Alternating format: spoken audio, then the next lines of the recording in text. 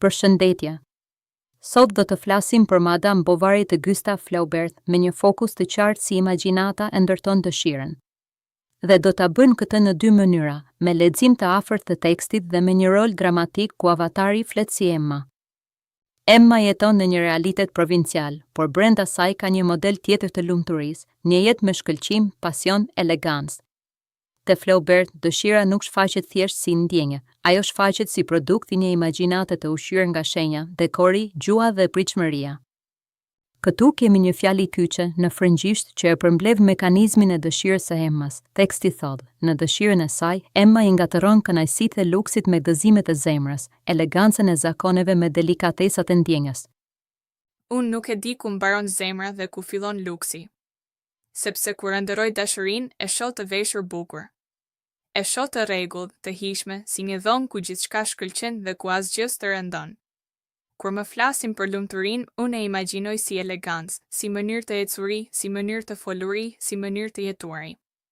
Dhe atëherë më duket se nëse nuk ka këtë shkëlqim, nuk mund të jetë ndjenja e vërtetë. Ndoshta gaboj. Por si të mos e dua atë që më duket më e lartë, më e pastër, më e rrallë. Unë e ngatëroj, po, por unë edhe e kërkoj me gjithë qenien time.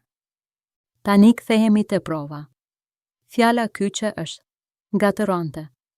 Flaubert nuk thot thjesht Emma dëshiron luksin, thot se dëshira e saj përzihen kategori.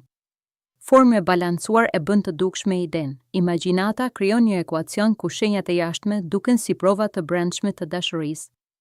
Tani e testojmë këtë mekanizëm në një skenë ku imagjinata ndizet maksimalisht. Valloja në Vaubyessard. Aty Emma sheh botën aristokratike jo vetëm si realitet, por si model për dëshirën e saj.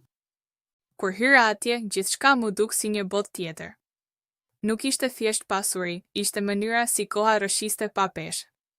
Muzika si kur më shtynte përpara, si kur më thoshte, kjo është jeta që duhet. Unë shikoja fytyrat, lëvizjet, rrobat dhe mu duk se gjithçka kishte kuptim vetëm sepse ishte e bukur. Dhe atë çast, jeta ime e zakonshme më duke vogël. Jo sepse s'kisha dashuri, por sepse dashuria pa këtë shkëlqim më duke pamjaftueshme. Këtu shohim si teksti e ndërton dëshirën përmes shisave dhe ritmit të përshkrimin. Në fragmentin e ballos vërejnë fjalët që i përkasin dritës, lëvizjes, zhurmës, materialeve, detajeve. Këto janë materiali i imagjinatës.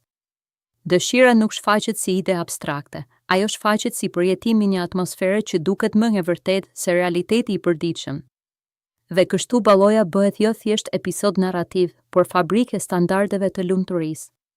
Pra, te Madame Bovary, imagjinata nuk e pasqyron thjesht dëshirën, shpesh e prodhon atë, duke e lidhur dashurinë me shenjat e luksit dhe emocionin me dekorin.